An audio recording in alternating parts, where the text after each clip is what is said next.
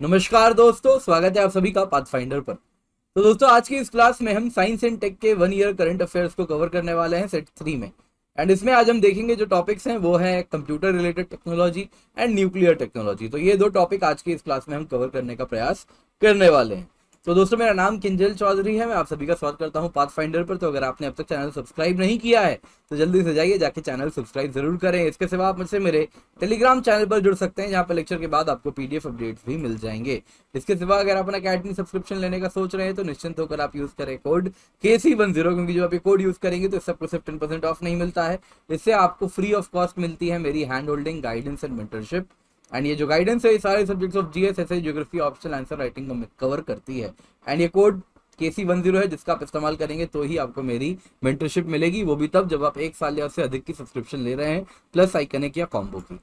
तो न्यूज़ में अगर हम देखें तो दोस्तों 6G टेक्नोलॉजी बहुत रहा है इस साल।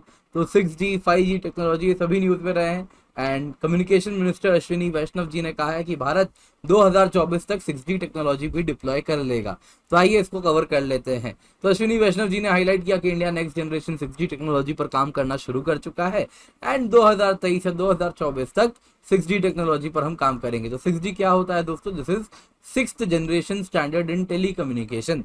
इस वक्त अगर हम देखें तो ये अंडर डेवलपमेंट है एंड कहा जा रहा है ये 5G नेटवर्क का प्लान्ड सक्सेसर होने वाला है। लेकिन क्या एग्जैक्टली 6G है, अब तक कुछ क्लैरिटी नहीं है। तो दोस्तों, अगर हम नेटवर्क ऑफ टेलीकम्युनिकेशन देखें तो सबसे पहले जो 1G था उसमें अगर आप देखें तो वॉइस कॉल होती थी। फिर 2G में अगर हम देखें तो ऑथेंटिकेशन, वन वे ऑथेंटिकेशन होने लग गया। एट द सेम टाइम इसमें अगर आप देखें तो वन वे ऑथेंटिकेशन की कुछ समस्या आपको देखने मिली। लेकिन 2G में अगर आप समझे, सिंपल शब्दों में अगर मैं रखूं तो जब SMS टेक्नोलॉजी आ गई फोन के साथ साथ, तो सिर्फ वॉइस नहीं आप डेटा भी भेज सकते थे, तो SMS वगैरह इस्तेमाल करने लगे। फिर आता है दोस्तों 3G टेक्नोलॉजी, जिसमें जो आप डेटा भेज रहे हैं उसकी स्पीड बहुत ज़्यादा बढ़ गई। तो कंप्यूटर तो आप फोन्स के जरिए आप इंटरनेट भी स्क्रॉल करने लगे हैं, एनेबल हो गया, वेब एप्लीकेशंस भी आप इस्तेमाल करने लगे। पर स्पीड अभी भी थोड़ी स्लो थी। 4G में दोस्तों स्पीड भी काफ़ी ज़्यादा बढ़ गई, लेटेंसी भी कम हुई है। एंड अब अगर आप देखें तो 5G टेक्नोलॉजी दुनिया भर में आनी शुरू हो चुकी है एंड भारत में भी इसके ट्रायल्स ऑलरेडी रन हो रहे हैं। तो इसमें अगर आप देखें तो लेटेंसी रेट बहुत कम हो गया है, स्पीड काफ़ी ज़्यादा बढ़ गई है। 6G दोस्तों आने वाले दिनों में कहा जा रहा है कि blockchain, wireless brain computer interfacing, autonomous systems, जितनी भी चीज़ें होंगी, इंटरनेट ऑफ थिंग्स वगैरह, तो ऑलरेडी 5G में ही हम देख रहे हैं। 6G आते आते ऑटोनोमस सिस्टम्स एंड बहुत सारे अलग अलग प्रकार के टेक्नोलॉजी को पावर करेगी। तो इसमें आपको एक चीज़ जानना है दोस्तों, तो 6G टेक्नोलॉजी में जो फ्रीक्वेंसी स्पेक्ट्रम होगा वो बहुत हाई फ्रीक्वेंसी होगा एंड इसको टेराहर्ट्ज में आप फ्रीक्वेंसी स्पेक्ट्रम देखेंगे।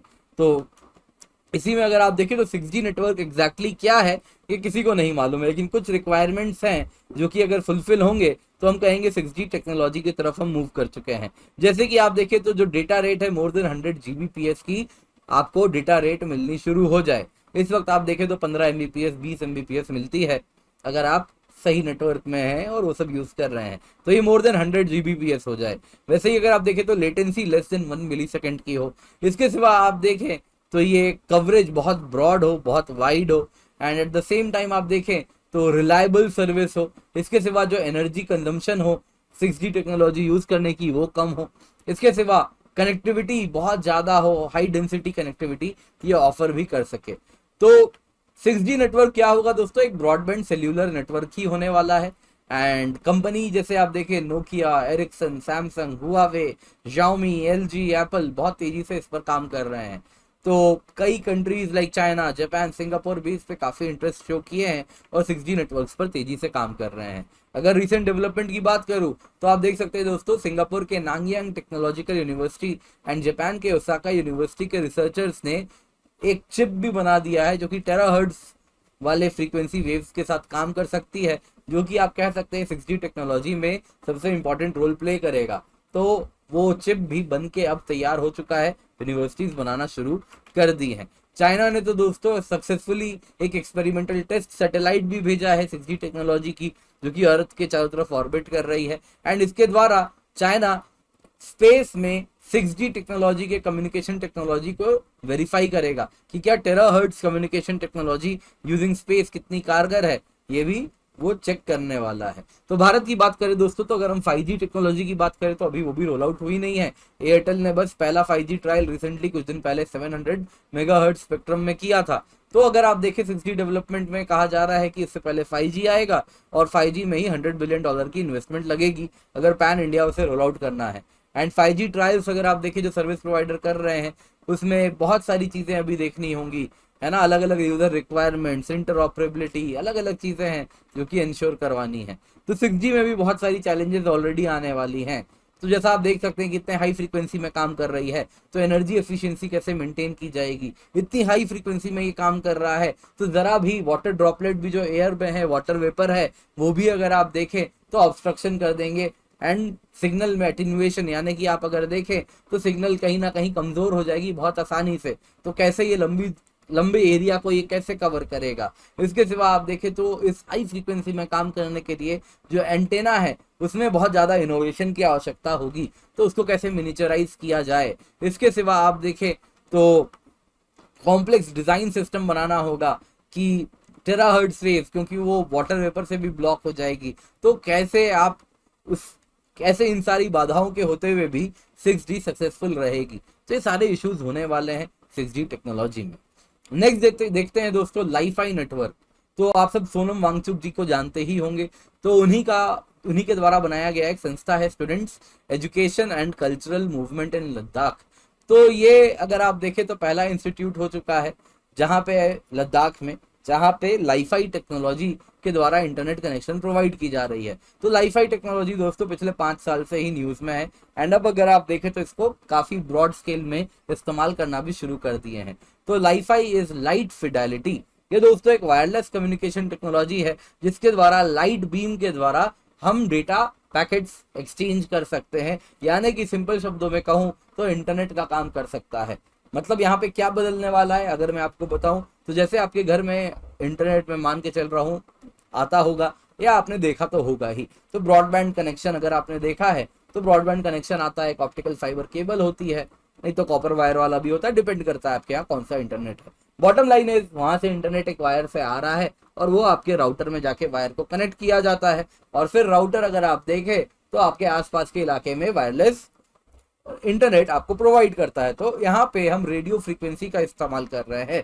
तो लाईफाई नेटवर्क में भी सब कुछ वैसा ही रहेगा, जैसे इंटरनेट नॉर्मल आती है वैसे ही इंटरनेट ऑप्टिकल फाइबर केबल के थ्रू आएगा, but instead of going into a router ये लाइट वाले एलईडी डिवाइस में चला जाएगा। एक लैंप में, ये जो एलईडी लैंप है इसमें जाएगा और यहाँ पे लैंप में एक ड्राइवर होगा जो कि अगर आप देखें तो जैसा भी डेटा होगा उसके अनुसार लाइट को फ्लक्चुएट करवाएगा, मॉडिफाई करवाएगा। और जो हमारे डिवाइसेस होंगे उनमें अगर आप देखें तो एक फोटो डिटेक्टर होगा जो कि इससे कम्युनिकेट कर सकेंगे और ये फोटो डिटेक्टर में के बाद आगे अगर आप देखें तो ये लाइट सिग्नल को रिसीव करेंगे और फिर सिग्नल रिसीव करके उसे एम्पलीफाई करेंगे, प्रोसेस करेंगे और उससे जो भी डेटा है वो रिसीव कर लेंगे और इसका इस्तेमाल कर लेंगे और इंटरनेट हम एक्सेस कर पाएंगे। तो लाईफाई नेटवर्क में सब कुछ बेसिक प्रिंसिपल वही रहने वाला है, जैसे इंटरनेट आती है वैसे ही आएगी, बस आपका जो रेडियो फ्रीक्वेंसी पे काम करने वाला जो राउटर है जो कि रेडियो वेव्स पे काम करता है, वो रेडियो वेव्स पे काम करने वाले राउटर के बजाय में एक एलईडी लैंप का इस्तेमाल करेंगे। तो दैट इज लाईफाई नेटवर्क। इसके सिवा दोस्तों आप देखें तो गिटहब भी न्यूज में रहा है। तो अगर आप गिटहब देखें तो ये open source software repository service है गिटहब एंड इसका इस्तेमाल किया गया था एक ऐप बनाने के लिए और इस ऐप का कहा जा रहा था कि इसका इलीगल तरीके से एक आप देखें तो इस्तेमाल किया जा रहा था, specially Muslim women in India है उनको सेक्सुअली हैरेस किया जा रहा था। जो नाम भी था इस ऐप का वो भी काफी ऑफेंसिव नाम था। तो वो ऐप के वजह से आप देखें तो गिटहब भी न्यूज में रहा है। तो गिटहब क्या है दोस्तों, ये world's largest open source developer community platform है। बेसिकली जितने भी सॉफ्टवेयर डेवलपर्स होते हैं, कोडर्स होते हैं, वो एक प्लेटफॉर्म है जहाँ पे अपने कोड्स डाल के अपलोड कर देते हैं और उस कोड को बाकी डेवलपर्स देख सकते हैं, एडिट कर सकते हैं, चेंज कर सकते हैं, रीयूज कर सकते हैं। तो इस प्रकार से डेवलपर क्या करते हैं, बेसिकली जैसे गूगल ड्राइव होता है कुछ वैसा ही एक प्लेटफॉर्म है जहाँ पे आप अपने सॉफ्टवेयर कोड को डाल सकते हैं। एंड इस प्रकार से तो ये अगर आप देखें तो जो सॉफ्टवेयर डेवलपर से बहुत ज़्यादा इस्तेमाल करते हैं और इस प्रकार से वो एक दूसरे से कोलैबोरेट कर पाते हैं, कोड्स को इम्प्रूव कर पाते हैं, उसे ऑप्टिमाइज कर पाते हैं, उसमें जो एरर्स हैं उसमें एक दूसरे से मदद लेते हैं, डिबगिंग में भी मदद मिलती है और जो प्रॉब्लम्स वो फेस कर रहे हैं वो भी फिक्स कर लेते हैं। तो गिटहब में जो सॉफ्टवेयर का इस्तेमाल होता है दोस्तों वो है गिट। इसको 2005 में बनाया था लिनस टॉर्वाल्ड्स ने। एंड अगर आप देखें तो इन्होंने फर्दर लिनक्स में भी काफी काम किया है, जो कि ओपन सोर्स ऑपरेटिंग सिस्टम है। इसके सिवा आप अगर देखें तो जो हम इस ऐप की बात करें, जो ऐप अभी जिस वजह से गिटहब न्यूज में है, तो वो जो इलीगल ऐप था दोस्तों, उसमें आप देखें तो विमेन की पिक्चर ली जा रही थी उनके सोशल मीडिया से और उस पर यूजर से बिडिंग करवाई जा रही थी, जिस वजह से इस इलीगल ऐप को बैन किया गया एंड गिटहब भी न्यूज में आ गया। तो गिटहब ने फाइनली उस यूजर को जिसने इस कोड का इस्तेमाल किया और इस प्रकार का ऐप बनाया उसे ब्लॉक कर दिया है। लेकिन सर्टेन ने, जो कि computer emergency response team India है, उसने एक हाई लेवल कमेटी भी बनाई है। तो गिटहब क्या है दोस्तों? एक ओपन सोर्स सॉफ्टवेयर है। क्या होता है सर्टेन, अभी मैं कवर कर दूंगा। बाकी गिटहब क्या है दोस्तों? एक ओपन सोर्स सॉफ्टवेयर है। ओपन सोर्स का क्या मतलब होता है? मतलब ये वो सॉफ्टवेयर है जो कि फ्रीली अवेलेबल है एंड इसका जो सोर्स कोड है वो भी डिस्ट्रीब्यूटेड है। तो यूजर्स चाहे तो उसे पढ़ सकते हैं, मॉडिफाई कर सकते हैं, डिस्ट्रीब्यूट कर सकते हैं और उससे अपने अनुसार कैसा भी कंटेंट बना सकते हैं। तो इस प्रकार का code is called as open source software. जैसे लाइनक्स हो गया, जैसे मोजिला हो गया, जैसे फायरफॉक्स हो गया, जैसे वीएलसी मीडिया प्लेयर हो गया, तो ये सभी अगर आप देखें तो एक प्रकार के ओपन सोर्स सॉफ्टवेयर्स हैं। दूसरे क्या होते हैं? प्रोप्राइटरी सॉफ्टवेयर या फिर क्लोज्ड सोर्स है। तो यहाँ पे अगर आप देखें तो आप इसको मॉडिफाई नहीं कर सकते, एडिट नहीं कर सकते, रीयूज नहीं कर सकते, इसमें चेंज करके इसे डिस्ट्रीब्यूट करके नए तरीके से नहीं बेच सकते। जैसे कि आप देखें तो विंडोज का माइक्रोसॉफ्ट हो गया, दैट इज माइक्रोसॉफ्ट का विंडोज हो गया, that is a proprietary software. वैसे ही अगर आप देखें तो एडोबी हो गया, अलग अलग जितने भी सॉफ्टवेयर हैं जो आप देख रहे हैं, most of them are proprietary software. Not मतलब आप जो यूज कर रहे होंगे उनमें से मोस्ट आर प्रोप्राइटरी सॉफ्टवेयर। तो दोस्तों जैसा मैंने बताया था कि सर्टेन ने एक हाई लेवल कमिटी बनाई है, तो अब सर्टेन क्या होता है ये वो भी जान लेते हैं। तो सर्टेन अगर आप देखें तो नेशनल नोडल एजेंसी है जो कि कंप्यूटर सिक्योरिटी इंसिडेंट्स को लेके रिस्पॉन्ड करती है। इसके सिवा आप देखें तो सर्टेन की स्थापना हुई थी 2004 में एंड ये मीटी के अंदर काम करता है, ministry of electronics and information technology, government of India. इसके सिवा आप देखें तो आईटी एक्ट अमेंडमेंट में 2008 में अगर आप देखें तो उसने सर्टेन को डेजिग्नेट किया है कि वो एक नेशनल एजेंसी का काम करेगी with respect to functioning in the area of cyber security. तो याद रखिएगा CERT In is a nodal and national agency when it comes to cyber security in India, और आईटी एक्ट 2008 में भी इसका नाम है। ठीक है, इसके सिवा आप देखें तो कलेक्शन क्या क्या काम करती है, तो आप देखें तो जो भी साइबर सिक्योरिटी इंसिडेंट्स हो रहे हैं, कहीं पे हैकिंग हो गई, कोई डेटा ब्रीच हुआ है, तो उसमें डेटा का कलेक्शन, एनालिसिस एंड जो भी रिपोर्ट बना उसका डिसेमिनेशन, ये सब कुछ वो करती है। इसके सिवा देश में यदि कोई साइबर सिक्योरिटी इंसिडेंट होने वाला है तो उसके लिए फोरकास्ट रेज करती है एंड अलर्ट्स रेज करती है। साथ ही साथ अगर आप देखें तो साइबर सिक्योरिटी इंसिडेंट्स को हैंडल करना, इमरजेंसी मेजर्स मैनेज करना, ये सब काम भी सर्टेन करती है। इसके सिवा आप देखें तो जो रिस्पॉन्स एक्टिविटीज हुई है उसमें कैसे कोऑर्डिनेशन कराना है, ये भी सर्टेन करती है। इसके सिवा time to time guidelines issue करती है, एडवाइजरीज देती है, वल्नरेबिलिटीज जो है वो उसको जग जाहिर करवाती है, वल्नरेबिलिटी को पैच करवाती है, वल्नरेबिलिटी एंड इसके साथ साथ आप देखें तो प्रिवेंशन, रिस्पॉन्स एंड रिपोर्टिंग करती है साइबर इंसिडेंट्स का। इसके सिवा अन्य फंक्शन यदि इसको दिया जाए तो वो फंक्शन भी ये करती है। तो साइबर सिक्योरिटी दोस्तों काफी ज्यादा भारत में थ्रेट बना रहता है एंड प्रधानमंत्री मोदी जी की भी ट्विटर अकाउंट हैकिंग हुई थी।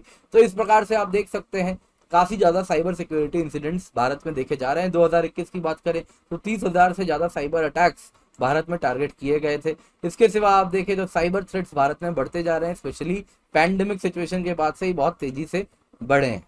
तो दोस्तों अनअकैडमी जैसा आप देख सकते हैं इंडिया के बेस्ट एजुकेटर्स हमारे साथ जुड़े हुए हैं एंड इनके द्वारा बनाया गया सारा कोर्स आपको अनअकैडमी में अवेलेबल है। अनअकैडमी मेंस मेंटरशिप प्रोग्राम भी अनाउंस कर रही है उन स्टूडेंट्स के लिए जो इस साल प्रीलिम्स क्लियर कर रहे हैं।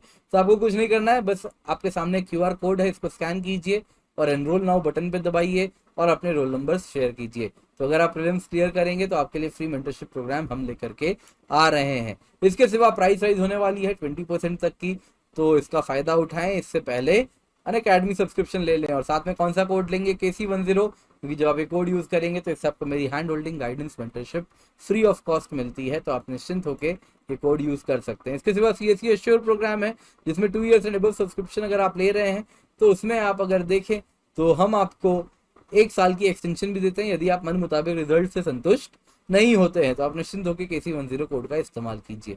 साथ ही साथ प्रीलिम्स प्रैक्टिस बुकलेट्स भी आपको प्रोवाइड कर रहे हैं आइकनिक सब्सक्रिप्शन के साथ, 7,500 रुपए जिनकी कीमत है, तो ये भी आपको अवेलेबल होता है free of cost with iconic subscription. इसके सिवा GS मेगा कॉम्बैट है दोस्तों, जिसमें आप देख सकते हैं May 29 सुबह 11 बजे है, तो इसमें एनरोल कर सकते हैं यूजिंग द कोड KC10।